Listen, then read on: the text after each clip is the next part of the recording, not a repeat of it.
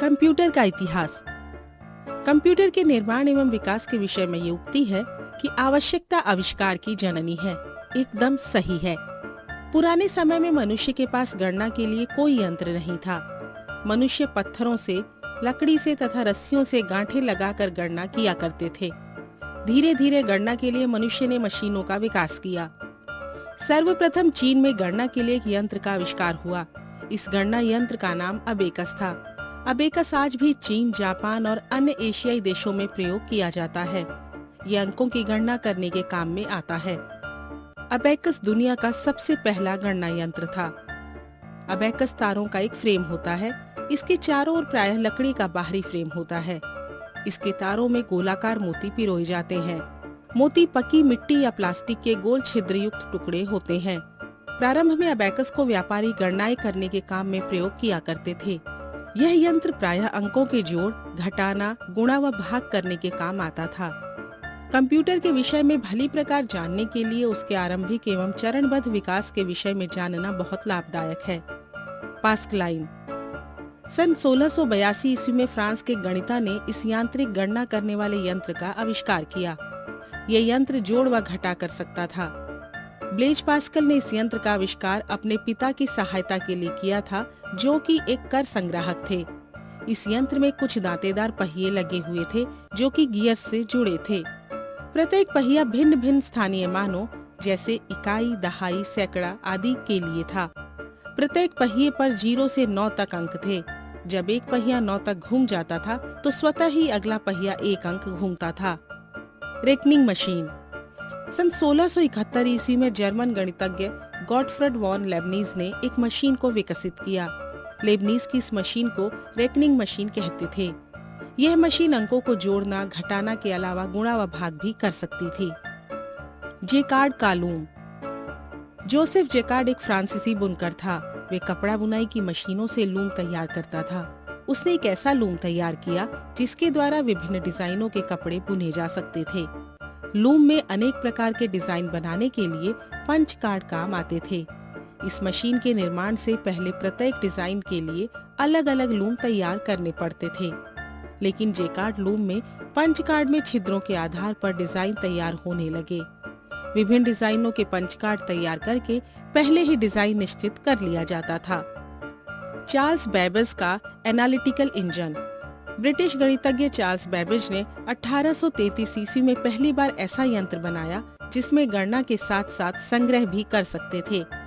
इस प्रकार यह आधुनिक कंप्यूटर का आधार बना। बेबेज के एनालिटिकल इंजन में 4 मुख्य भाग थे।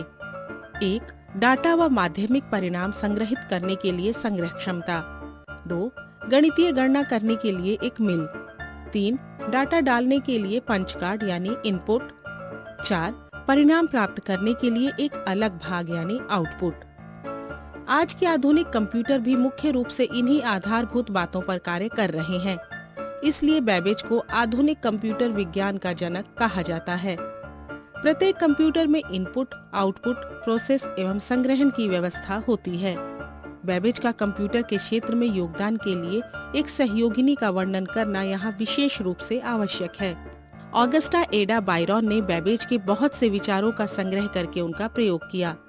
उसके द्वारा किए गए योगदान के कारण उसे संसार का प्रथम प्रोग्रामर माना गया।